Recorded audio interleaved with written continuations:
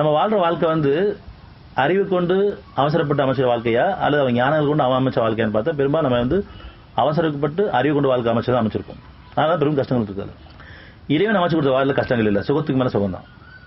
நம்ம எல்லாமே பொருளை மையமா வச்சு அந்த பொருளை கொண்டு நம்ம அறிவு கொண்டு அமைச்சுக்கிட்ட வாழ்க்கை இறைவன் அனுமதிச்சிருக்கான். ஆனா அதுல பெரும் துன்பங்கள் இருக்கு, துன்பத்தோட சின்ன இன்பம், பெரும் கஷ்டங்கள். இறைவன் அமைச்சு கொடுத்தது நேர்த்தியானது, சுகமானது, விசாலமானது, தெளிவானது, குழப்பமே அங்க இருக்காது, போட்டி பொறாமை இல்லாதது, யாரும் அபகரிக்க முடியாது.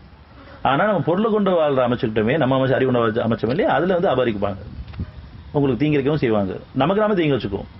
மற்றவங்க நம்ம தீங்கி இருக்கிற விட அதை கொண்டே நான் என்னுடைய தேவைகளை அநியாயமா நிறுத்திக்கிறேன். நன்மைக்கு செலவு பண்றேன், தீமைக்கு செலவு பண்ணிட்டு இருக்கேன். என்னை சேர்த்துக்கிறதுக்கும் வச்சுக்கிறதுக்கும் எப்படிலாம் நம்ம தீமை செலவு பண்றோம். உதாரணத்துக்கு ஒரு பர்ஃப்யூம் வாங்குறோம்னு சொன்னா அது பெருக்கேடு.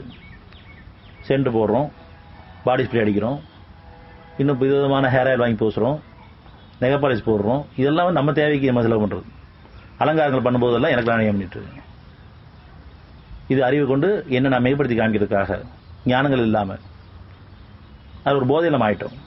இது பெண்கள்ட்டையும் இருக்கு, ஆண்கள்ட்டையும் இருக்கு. நம்ம போடுற பவுடர் ஆகட்டும் அல்லது எந்த ஒரு அலங்கார பொருளாகட்டும் அது நமக்கு தீமை தான். அவன் கொடுத்ததை நம்ம தீமைக்காக என் கையில செலவு பண்றேன்.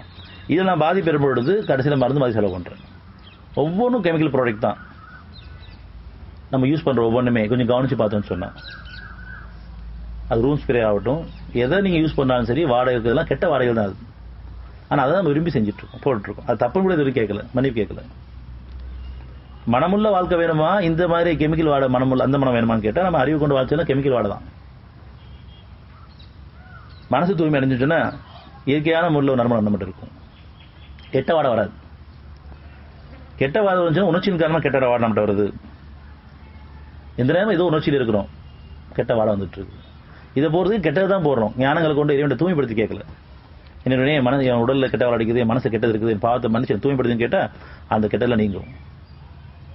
அவன் பக்கம் திரும்புறதுக்கு பதிலாக நம்ம இந்த அலங்கார பொருட்களையும் வாசனை தீவிரங்களையும் போட்டுக்கிட்டு அதில் சந்தோஷப்படுறோம், மகிழ்ச்சி அடைகிறோம், அதில் பெருமை கொண்டுறோம். இந்த மாதிரி வாசனை எங்கேயுமே கிடைக்காது, இது என்ன கம்பெனி, என்ன ப்ராடக்ட், இதெல்லாம் பேசிட்டு இருக்கோம்.